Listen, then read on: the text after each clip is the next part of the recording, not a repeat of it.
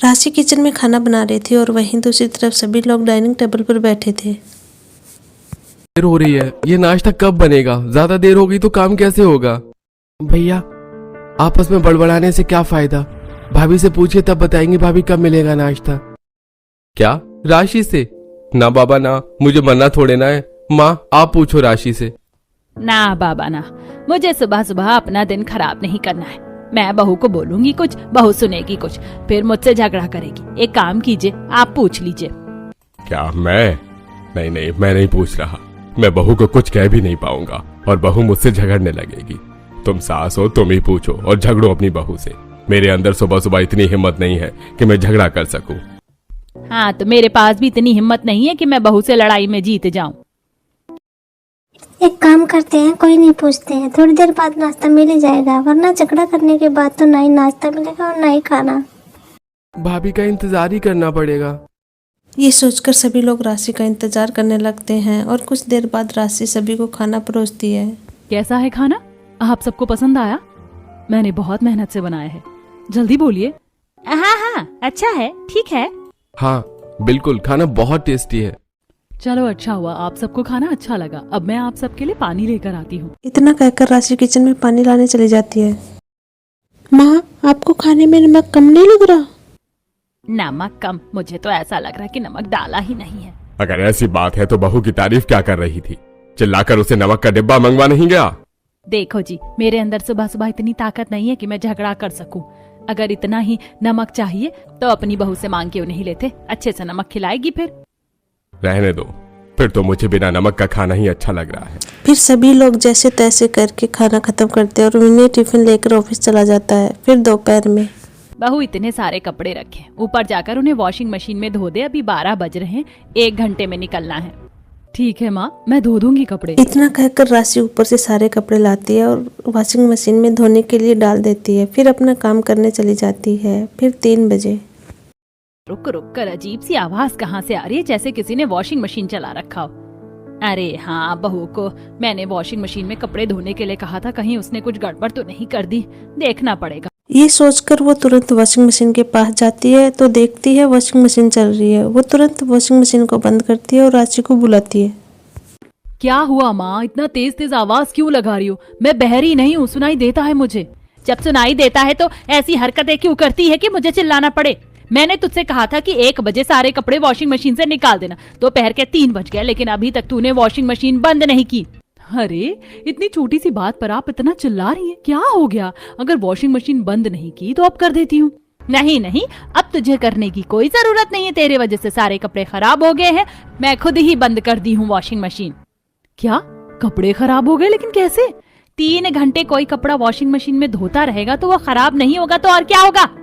पता नहीं तू अपने घर से क्या सीख कर आई है, कोई काम करने आता भी है या नहीं? देखिए ज्यादा मत बोलिए, मैं अपने घर से बहुत कुछ सीख कर आई हूँ, और अगर इतना ही था तो खुद क्यों नहीं वॉशिंग मशीन बंद कर दी टाइम पर? एक तो तू गलती करती है, दूसरा मुझसे जुबान चलाती है। थोड़ी तो शर्म कर ले। मैं क्यों करूँ शर्म? आप करो, आपके पास दिमाग नहीं है जो मुझ पर चिल्ला रही हो? इतना है तो सारा काम खुद कर लिया करो, मुझे मत बोला करो। इसी तरह दोनों झगड़ने लगती है और दोनों की आवाज सुनकर सभी घर वाले वहाँ आ जाते हैं। अरे क्या हो गया? अब तुम दोनों झगड़ क्यों रहे हो? देखिए बाबूजी, मुझे एक छोटी सी गलती क्या हो गई, माँ मुझ पर इतना चिल्ला रही हैं। अच्छा, घर के सभी लोगों के कपड़े तूने सत्यानाश कर दिया और छोटी सी गलती बोल रही है? तो क्या बोलूं, पाप कर दिया है मैंने? गलती तो इंसान से ही होती है और मैं भी इंसान हूँ। और हाँ, दोबारा मुझसे इतनी ऊंची आवाज में बात मत कीजिएगा, वरना मुझसे बुरा कोई नहीं होगा। हाँ, तो तुझसे बुरा कोई है भी नहीं। रजनी और राशि झगड़ रही थी, वहीं कुछ पड़ोस ने देखो देखो फिर से शुरू हो गया इनके घर का झगड़ा। पता नहीं दिन में कितनी बार झगड़ते हैं।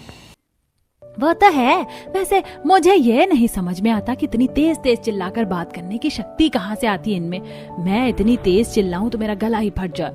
सबसे ज्यादा आवाज तो उनकी बहू की आती। पता नहीं बड़ी बहू अकेले सास से इतना झगड़ती है, तो जब छोटी बहू आएगी तो देवरानी जेठानी में कितना झगड़ा होगा। वहीं दूसरी ओर ये देखिए माँ, फिर से शुरू हो गया दोनों सास बहू में झगड़ा। अच्छा तो रुक, मैं पॉपकॉर्न लेकर आती हूँ, दोनों साथ में बैठकर उनका झगड़ा देखेंगे, क्योंकि कम से कम 1-2 घंटा तो झगड़ा चलेगा ही। और वैसे भी टीवी में रिचार्ज नहीं, उनका झगड़ा अच्छी एंटरटेनमेंट कर लेते। हाँ माँ, बात तो सही है, मैं भी पॉपकॉर्न लेकर आती हूँ, फिर दोनों साथ में देखेंगे। इसी तरह सभी पड़ोसियों में ये बात फैली होती है कि सास बहू में बहुत झगड़े होते हैं। अरे अब तो बस करो दोनों झगड़ना, कितना झगड़ोगी। हाँ भाभी, थोड़ा धीरे बोलिए, सब लोग देख रहे हैं, इस तरह झगड़ा मत कीजिए। हाँ तो मुझे झगड़ना भी नहीं है, जा रही हूँ मैं, मुझे आपसे बात ही नहीं करनी। हाँ हाँ तो जा, मुझे भी तुझसे कोई बात नहीं करनी। इतना कहकर राशि वहां से चली जाती है और आए दिन इसी तरह झगड़े होते रहते हैं, जिसका मजा अक्सर पड़ोसने लिया करती थी। और फिर एक ये दिन लीजिए माँ जी चाय। ये क्या भाभी, सिर्फ चाय? चाय के साथ थोड़े पकौड़े भी हो जाते तो मजा आ जाता। हाँ हाँ नंद जी, आपको तो मजा आ ही जाता, लेकिन मेरा क्या, पकौड़े तलते तलते जो कमर टूट जाती है उसका क्या। चाय बना दी हूँ, वही पी लीजिए, वरना वो भी नहीं दूंगी। ओ भाभी, कितना गुस्सा करती हैं, मैंने तो मजाक में कहा था। अरे छोड़, इतना सोचेगी तो चाय भी नहीं मिलेगी, जो मिला है चुपचाप उसे ही पी ले। हाँ विद्या, ये मिल गया यही बड़ी बात है, वरना चाय पीने भी नहीं मिलता। पी ले चुपचाप। अरे ये क्या, इसमें तो चीनी ही नहीं है, ऊपर से चाय भी कितनी ठंडी है। अरे हाँ, चाय में तो चीनी ही नहीं है, और फिर बिना चीनी के चाय कैसे पिए हम सब। रुकिए, मैं अभी भाभी से चीनी मांगता हूँ।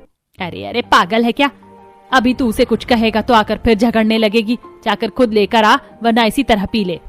हाँ वो भी है, जा विद्या तू लेकर आ किचन से चीनी। और हाँ, चाय ठंडी है ये मत बोलना, वरना वो भी बोलेगी कि आप लोग इतना झगड़ रहे थे इसलिए चाय ठंडी हो गई। अब जा जल्दी से चीनी लेकर आ। फिर विद्या जाकर किचन से चीनी लेकर आती है, सभी चाय पीते हैं। रजनी बाहर सब्जी लाने जाती है। और बताइए कौन सी सब्जी दूं, करेला या बैंगन? अरे अरे करेला मत दीजिएगा, क्योंकि पहले से ही उनके घर में बहुत कड़वाहट है। बिना करेला खाए ही हालत ऐसी है, करेला खा लेंगे तो पता नहीं क्या होगा। वही तो, दिन भर सास बहू इतना झगड़ती है। मैं सोचती हूँ कि जब उनकी एक और बहू आ जाएगी तो देवरानी जेठानी के बीच में कितना झगड़ा होगा। फिर तो इनका घर घर नहीं, महाभारत की लड़ाई होगी। अब तो पूरे मोहल्ले में ये बात फैल गई है कि हम बहुत झगड़ा करते हैं।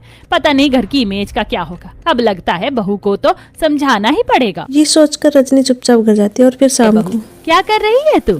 कुछ नहीं माँ, बस काम कर रही थी। वैसे आप आज किचन में कैसे आई, कुछ काम था क्या? नहीं नहीं, कुछ काम नहीं था, बस मैंने सोचा कि अपनी बड़ी बहू से थोड़ी बातें कर लूं। ओह माँ, आप कितनी अच्छी हो, बताओ क्या बात करनी है?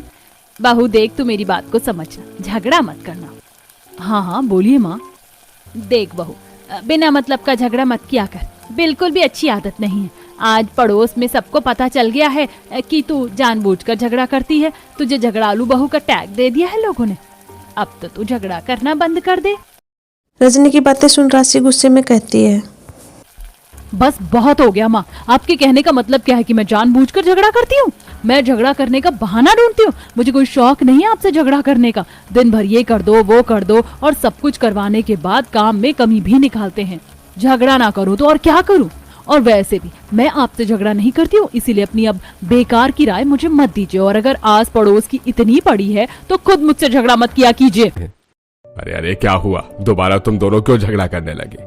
मैं तो बस बहू को समझाने आई थी कि वो इस तरह से झगड़ा ना किया करे, और इतनी तेज चिल्लाकर तो बात बिल्कुल भी ना किया करे, लेकिन वही चिल्लाने लगी। अच्छा, मतलब मैं बिना मतलब के चिल्लाती हूँ?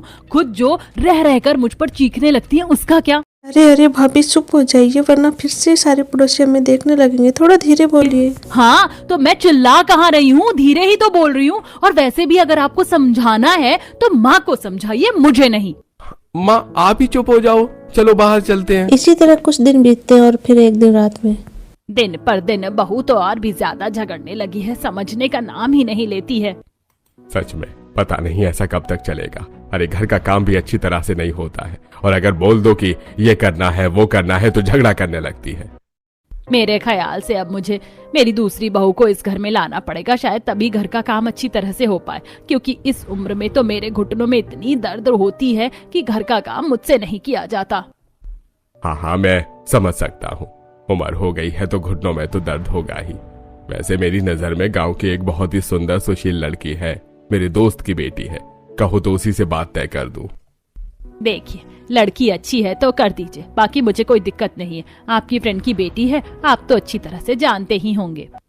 ठीक है, तो मैं कल सुबह ही उनसे बात करता हूँ, अभी सो जाओ। सुबह होते ही विनय रिश्ते की बात करता है और फिर रिश्ता फाइनल होने के बाद सभी को बताता है। मेरी देवरानी आ जाएगी, वो भी गांव से, मतलब मुझसे दब कर रहेगी, और मैं जेठानी बन जाऊंगी, घर की बड़ी बहू। अब आएगा मजा। भाभी गांव से होंगी, मतलब बहुत ज्यादा सुंदर और सुशील, सच में बहुत। शादी की बात सुनकर पूरा परिवार बहुत खुश हो जाता है और इसी तरह एक दिन शादी हो जाती है और गृह प्रवेश के वक्त वाह बहू, तुम तो एकदम हमारे खानदान की बहू लग रही हो। हाँ भाभी, सच में आप तो बहुत ज्यादा सुंदर लग रही हैं। हाँ देवरानी जी, आप तो बहुत ज्यादा सुंदर और प्यारी लग रही हैं। वैसे बाहर क्यों खड़ी है, आइए गृह प्रवेश तो कीजिए। हाँ माँ जी, आती हूँ। ये क्या लगता है, देवरानी जी सिर्फ गांव से ही नहीं बल्कि बहुत ज्यादा गंवार भी हैं। तभी तो माँ को माँ जी बोल रही हैं। अब आएगा ना मजा, जब मुझे घर का काम ही नहीं करना पड़ेगा और मैं आयुषी से बोलकर घर का सारा काम करवा लूंगी। आखिरकार मैं जेठानी जो हूँ। तभी आयुषी गृह प्रवेश करती है। चलो हम सो जाते हैं, काफी देर हो गई है, मुझे कल ऑफिस भी जाना है और तुम्हारी भी पहली रसोई होगी कल। हाँ बहू, तुम दोनों सो जाओ वरना कल दोनों को ही अपने अपने काम के लिए देर हो जाएगी। ठीक है माँ जी, मैं जा रही हूँ। फिर अंकुश और आयुषी जाकर सो जाते हैं और अगली सुबह आयुषी तैयार होकर तुरंत किचन में पहुंच जाती ओहो, है। ये किचन कितना बड़ा है। गांव में तो इतना छोटा किचन होता था। अब मैं यहाँ खाना कैसे बनाऊंगी, लेकिन जो भी हो खाना तो बनाना ही पड़ेगा। चलो खाना बनाना शुरू करती हूँ, फिर देखेंगे क्या और कैसे करना है।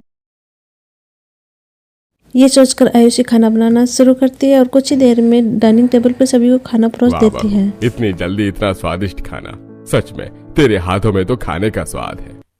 हाँ बहू, तेरे हाथों में तो खाना बनाने का गुण है। एकदम लाजवाब खाना बनाया है तूने, खाकर मजा आ गया। हाँ, खाना तो बहुत ही ज्यादा टेस्टी है। आज थोड़ा ज्यादा टिफिन में पैक कर देना, मैं अपने दोस्तों को भी टेस्ट कराऊंगा। हाँ भाभी, खाना तो सच में बहुत टेस्टी है, लेकिन गांव में तो जूसर मिक्सर नहीं होता है। तो आपने इन सब चीजों का इस्तेमाल करके खाना कैसे बनाया, आपको पहले से पता था क्या? मुझे नहीं पता था कि इन सब चीजों को कैसे इस्तेमाल करते हैं, लेकिन फोन है ना तो मैंने YouTube से सर्च करके देख लिया और फिर इतनी छोटी छोटी बात पूछने की क्या जरूरत है। वाह बहू, तू तो बहुत समझदार है। शादी से पहले मुझे लग रहा था कि तू गांव की है, हमारे शहर के घर में कैसे मैनेज करेगी, लेकिन तू तो हमसे एक कदम आगे ही निकली। हाँ भाभी, सच में आपकी समझदारी को तो सलाम है। किसी को डिस्टर्ब नहीं किया और फोन का सही इस्तेमाल करके खाना भी बना लिया। इसी तरह सभी लोग आयुषी की होशियारी और टेस्टी खाने की तारीफ करते हैं, जो कि राशि को ये क्या? बर्दाश्त नहीं होता। मैंने सोचा था कि गांव की गंवार लड़की मेरी देवरानी बनेगी तो गंवारों जैसी हरकतें करेगी और मेरी सारी बातें मानेगी, लेकिन ये तो चंट चालाक और समझदार निकली। अब मैं क्या करूं? अरे क्या हुआ, क्या सोचने लगी? नहीं नहीं, कुछ नहीं, बस ऐसे ही। क्या हुआ जेठानी जी, आपको खाना अच्छा नहीं लगा क्या? अरे किसी नहीं चीज नहीं की कमी देवरानी जी, है? आपने खाना तो सच में बहुत अच्छा बनाया है। सभी की बातें सुनकर आयुषी बहुत ज्यादा खुश सभी होती की है बातें और फिर सुनकर सभी आयुषी के खाना बहुत खाने खुश के होती है बाद और फिर डाइनिंग सबके टेबल साफ खाना करती खाने है। के बाद डाइनिंग हाय टेबल को हाय, साफ मौसम करती है। कितना इसी तरह सुहाना कुछ दिन है। बीतते अगर हैं इसमें और चाय फिर एक पकौड़े दिन खाने शाम को को मिल जाए तो दिल गार्डन गार्डन हो जाएगा। हाँ वो तो है, गार्डन में बैठकर मौसम देखते हुए चाय पकौड़े खाना, वो भी इतने अच्छे मौसम में, असली सुकून है जिंदगी का। हाँ बात तो सही है, लेकिन चाय पकौड़े बनाएगा कौन, इसीलिए चाय पकौड़े खाने के सपने छोड़िए। अरे अरे भला वो क्यों, मैं हूं ना, रुकिए मैं अभी सभी के लिए चाय पकौड़ी बना देती हूँ, एकदम गर्मा गर्म। सच्ची भाभी, आप चाय पकौड़े बना दीजिएगा। बना दूंगी तभी तो बोल रही हूँ, आप लोग बस थोड़ी देर रुकिए, मैं अभी बना कर लाती हूँ। इतना कहकर आयुषी चाय पकौड़े बनाने किचन में चली जाती है और कुछ ही देर में सभी को चाय पकौड़े बनाकर देती है। और मिर्च भी एकदम अंदाज के साथ डाली है। थैंक यू अंकुश जी। जेठानी जी आप भी खाइए ना चाय पकौड़े। हाँ हाँ ठीक है, खाती हूँ। वैसे चटनी होती तो ज्यादा मजा आता। अरे तो मैंने चटनी बनाई है, वो तो बस लाना भूल गई, रुकिए मैं अभी किचन से लेकर आती हूँ। ठीक है, तब तक मैं भी अपना फोन चार्जिंग से निकाल कर लाती हूँ। इतना कहकर दोनों ही बहुएं अपना अपना काम करने को चली जाती हैं। वहीं दूसरी तरफ सभी घर वाले, वैसे सच में पकौड़े तो मस्त है। हाँ वो बात तो है, पकौड़े सच में बहुत ही ज्यादा स्वादिष्ट हैं। ऊपर से बहू ने बिना किसी झगड़े के पकौड़े बना दिए, वरना अगर बड़ी बहू होती तो इस पकौड़े को खाने के लिए घर में पहले महाभारत लड़ना पड़ता। हाँ माँ वो तो है, वैसे एक बात है, जब से भाभी आई है तब से घर में झगड़ा नहीं हुआ है। वो तो है ही, बहू के आने से हमारे घर के झगड़े ही खत्म हो गए हैं। तभी ये सारी बातें राशि सुन लेती है। 2 पकौड़े क्या बनाकर दे दिए उसने, सभी लोग उसकी तारीफ ऐसे कर रहे हैं जैसे कोई ताजमहल बना दिया हो। खैर मुझे क्या, मैं तो पकौड़े खाती हूँ। ये सोचकर राशि जाती है और चाय पकौड़े खाने लगती है। इसी तरह कुछ दिन बीतते हैं और घर में कभी भी झगड़ा नहीं होता है। फिर सब्जी मार्केट में, अरे राजनी, तू अपनी दोनों बहुओं के साथ यहाँ क्यों आई है? अरे वो आज सब्जी वाला नहीं आया था तो सोचा बहू के साथ जाकर सब्जी ले लूं। हाँ ये तो है। वैसे बड़े दिन हो गए तेरे घर में झगड़ा नहीं हुआ। हाँ वही तो, पहले तो दिन में 36 बार झगड़ा हुआ करता था और अब 36 दिन में एक बार भी नहीं। मेरे ख्याल से जब से इसकी छोटी बहू आई है तब से इसके घर में झगड़ा नहीं हुआ। लगता है इसकी छोटी बहू बहुत ज्यादा समझदार है। हाँ ये तो है रजनी, तेरी बहू बहुत समझदार है, जबकि बड़ी बहू झगड़ालू है, झगड़ाटिन कहीं की। जेठानी को देवरानी से कुछ सीखना चाहिए। इसी तरह सभी लोग देवरानी की तारीफ करते हैं और जेठानी की बुराई। फिर कुछ देर बाद रजनी अपनी दोनों बहुओं के साथ घर आ जाती है। बस बहुत हो गया, अब मुझसे कुछ भी करके इससे झगड़ा करना ही पड़ेगा, लेकिन क्या करूं? यही सोचते सोचते राशि अपना सारा काम करती है और फिर रात को। माँ जी आज मैं पनीर की सब्जी और कुलचे बना रही हूँ, सबके लिए भी बना दूं ना? हाँ बहू तू सबके लिए खाना बना दे। ठीक है माँ। अरे अरे क्या पनीर की सब्जी? मेरे लिए खाना मत बनाना फिर, क्योंकि मेरे पेट में ना बहुत दर्द हो रहा है, मैं कुछ भी नहीं खा पाऊंगी, इसीलिए तुम मेरे लिए खाना मत बनाना। अच्छा ठीक है जेठानी जी, लेकिन आप दवाई खाकर थोड़ा आराम कर लीजिए, वो आपके लिए सही होगा। इतना कहकर आयुषी खाना बनाने किचन में जाती है और रात होते ही सभी को सर्व करती है। अरे आपने तो मेरा खाना दिया ही नहीं। जेठानी जी आपने मना किया था ना कि मेरे हिस्से का खाना मत बनाना, तो मैंने आपके लिए नहीं बनाया। हाँ तो उस वक्त मेरा पेट दर्द हो रहा था इसलिए मैंने मना कर दिया था, तो इसका ये मतलब तो नहीं कि मैं पूरी रात भूखी रहूंगी। मुझे नहीं पता, मुझे खाना चाहिए तो चाहिए। लेकिन बड़ी भाभी अगर आप आयुषी भाभी के हिस्से का खाना खा लेंगी तो वो क्या खाएंगी? वही तो, वो कुछ नहीं खाएगी और फिर ही तो होगा झगड़ा। आधी रात में फिर सब लोग इसे भी झगड़ालू कहेंगे। हाँ भाभी, अगर आपको खाना था तो आपको पहले बोल देना चाहिए था। अरे अरे नहीं नहीं, तुम लोग मना क्यों कर रहे हो? जेठानी जी मैं अभी आपके लिए खाना लेकर आती हूँ। इतना कहकर आयुषी जेठानी को भी खाना दे देती है और सभी लोग खाना खा लेते हैं। बहू अब तो तुझे भूखे सोना होगा, क्योंकि तूने अपने हिस्से का खाना जेठानी को दे दिया। नहीं पापा जी, मुझे भूखे नहीं सोना पड़ेगा, मैंने जानबूझकर थोड़ा एक्स्ट्रा खाना ही बनाया था ताकि खाना कम ना पड़ जाए। वाह मेरी बहू तो बहुत समझदार है। इसी तरह सभी लोग फिर से आयुषी की तारीफ करने लगते हैं और फिर राशि। उफ, इसकी वजह से तो मैं झगड़ा ही नहीं कर पाई, ऊपर से ये घर वालों की नजरों में और भी ज्यादा समझदार बन गई। कोई बात नहीं, अगला मौका जरूर मेरे हाथ आएगा। फिर इसी तरह राशि अगले मौके का इंतजार करने लगी और फिर अगली सुबह। भाभी मेरे कॉलेज में फेयरवेल है, आप दोनों मेरे साथ शॉपिंग पर चलिएगा। हाँ हाँ मैं चलूंगी, मुझे कोई दिक्कत नहीं है। और बड़ी भाभी आपको तो कोई दिक्कत नहीं है ना? नहीं नहीं मुझे भी कोई दिक्कत नहीं है, मैं भी चलूंगी। ठीक है तो आप दोनों तैयार हो जाइए, मैं भी तैयार हो जाती हूँ, फिर सब साथ में चलते हैं। इतना कहकर विद्या वहां से चली जाती है और राशि और आयुषी तैयार होकर हॉल में पहुंचती है। अरे बहू कहाँ जा रही है? शॉपिंग पर ना? तो एक काम कर, अपने लिए भी कुछ पैसे ले जा, तू भी अपने लिए कुछ कपड़े खरीद लेना। हाँ माँ जी मुझे तो खुद शॉपिंग करनी थी, अच्छा हुआ आपने सामने से कह दिया। लेकिन वो मुझे शॉपिंग नहीं करनी, इसीलिए मुझे पैसे नहीं चाहिए, मेरे पास सब कुछ है। अरे लेकिन फिर भी थोड़े पैसे तो रख ही ले, क्या पता काम आ जाए। नहीं माँ जी मुझे नहीं चाहिए पैसे, फिर ही तो मजा आएगा जब मैं पैसे लेकर नहीं जाऊंगी और देवरानी जी के पैसों से शॉपिंग करूंगी, फिर होगा मॉल में झगड़ा। आयुषी पहले कुछ सोचती है और फिर रजनी से पैसे लेकर मॉल पहुंचती है और फिर सभी शॉपिंग करने लग जाते हैं। एक काम करती हूँ, मैं भी शॉपिंग करने लगती हूँ, फिर जब पैसे कम पड़ेंगे तो झगड़ा होगा। ये सोचकर राशि मॉल में शॉपिंग करने लगती है। मैं इतनी देर से इन लोगों के साथ शॉपिंग कर रही हूँ, ये दोनों मुझे कुछ कह क्यों नहीं रहे? एक काम करती हूँ, इन लोगों को शॉपिंग करते हुए दिखाती हूँ, फिर लगता है मना करेंगे। ये सोचकर राशि शॉपिंग करते हुए आयुषी को बार बार दिखाने लगती है। ये देखिए मैं ये वाली कुर्ती ले लूं? हाँ हाँ ये कुर्ती अच्छा है, लेकिन इससे ज्यादा वो वाला अच्छा है, तो वो लीजिए। अरे ये क्या, ये अपने पैसे से मुझे शॉपिंग कैसे करवा रही है? रुको अब बहुत सारी शॉपिंग करूंगी। इतना सोचकर राशि ढेर सारी शॉपिंग करती है और फिर बिल देते वक्त। आपके 50,000 हो गए। ऑनलाइन कर रही हैं या फिर कैश? कैश कर रही हूँ, ये लीजिए आपके 50,000 रुपए। इतना कहकर आयुषी बिलिंग कराती है और फिर तीनों घर आ जाती हैं। अरे राशि बहू, अगर तुझे शॉपिंग करनी थी तो पैसे क्यों नहीं ले गई? छोटी बहू के पैसे कम पड़ गए होंगे तेरी वजह से। अरे नहीं नहीं पैसे कम नहीं पड़े, मुझे तो 50,000 का सामान लेना ही नहीं था, मुझे तो 15-20 हजार की जरूरत थी, लेकिन मैंने एक्स्ट्रा पैसे इसीलिए लिए थे शायद कोई काम पड़ जाए, ये सोचकर। वाह आयुषी, तुम तो बहुत होशियार हो। हाँ बहू तुमने बिल्कुल सही किया, क्योंकि बाहर जाते वक्त कुछ एक्स्ट्रा पैसे तो होने ही चाहिए, क्या पता कभी कोई भी जरूरत पड़ जाए। इसी तरह फिर से सभी लोग आयुषी की तारीफ करने लगते हैं। यार इस बार भी इसकी तारीफ हो गई, मेरा प्लान उल्टा पड़ गया, अब लगता है कुछ बड़ा करना पड़ेगा। राशि ये सोचते सोचते अपने कमरे में जाकर सो जाती है और फिर अगले दिन सुबह देखिए, शादी में आपको एकदम टाइम से आना है सबके साथ। हाँ हाँ ठीक है, हम सब लोग आज शाम को टाइम से आ जाएंगे। मिश्रा जी थे, उनकी बड़ी बेटी की शादी है, आज शाम को बुलाया है, सभी लोग तैयार हो जाओ, जल्दी से चलेंगे। ठीक है, तो मैं सारा काम निपटा कर तैयार हो जाती हूँ। हाँ, मैं भी। मिल गया मुझे दूसरा बड़ा मौका। एक काम करती हूँ, ये जो लहंगा पहनने वाली है मैं उसी का दुपट्टा गायब करती हूँ, फिर ये लहंगा कैसे पहनेगी और फिर होगा झगड़ा। फिर जैसे ही आयुषी अपने कमरे में नहीं होती है, राशि जाकर उसके लहंगे का दुपट्टा गायब कर देती है। अरे ये क्या, अभी अभी जेठानी जी आई और दुपट्टा गया। अब मैं उनसे मांगूंगी तो झगड़ा होगा, इससे अच्छा मैं कोई और दुपट्टा मैचिंग करके पहन लेती हूँ। ये सोचकर आयुषी अपने लहंगे पर दूसरा दुपट्टा मैच करती है और तैयार होकर नीचे पहुंचती है। भाभी, ये वही लहंगा है ना जो आपने कुछ दिन पहले पहना था? आज तो पहले से भी ज्यादा सुंदर लग रहा है। हाँ बहू, इसका दुपट्टा इसके साथ कितना अच्छा लग रहा है। तू तो एकदम फूल की कली लग रही है इस लहंगे में। मेरा ये प्लान भी उल्टा पड़ गया। मुझे लगा दुपट्टा नहीं होगा तो झगड़ा होगा घर में, लेकिन इसने तो अपनी समझदारी से दूसरा दुपट्टा मैच करके पहन लिया। अरे ये बातें ही करते रहोगी क्या? देर हो जाएगी, जल्दी चलो।